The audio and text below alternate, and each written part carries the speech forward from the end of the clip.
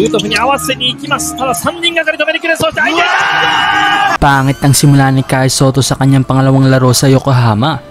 Matapos pumasok sa last 1 minute ng first quarter. Wala pang 3 minutong naglalaro sa loob, nag-commit na agad ito ng 2 foul. Kaya inilabas agad si Kai ni coach.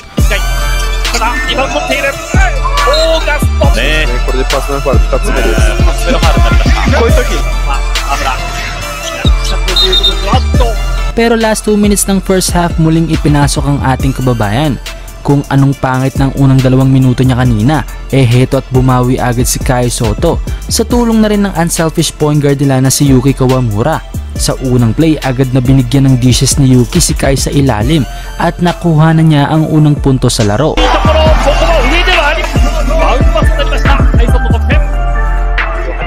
Sa sumunod naman na run, tumira ng step back jumper si Kawamura, pero buti na lang nasa ilalim si Kai para sa putback.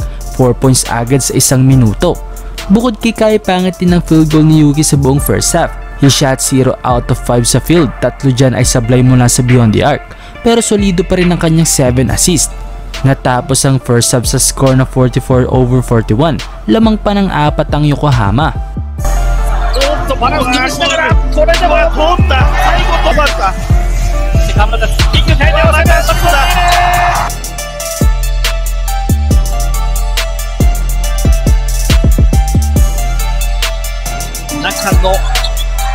ユトフに合わせに行きます。ただ3人がかり止めに来る。そして相手ワンハンドスラム。もうこれ確実にフィリピン。ダンクきたー。すごいダンクだ。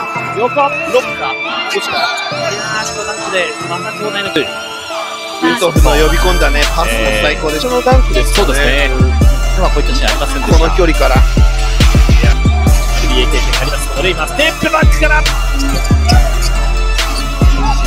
また来る。倒してこれもリバウンド争いでのファウルになりました。アテンプトの意識が少し、今日何本かなユトフ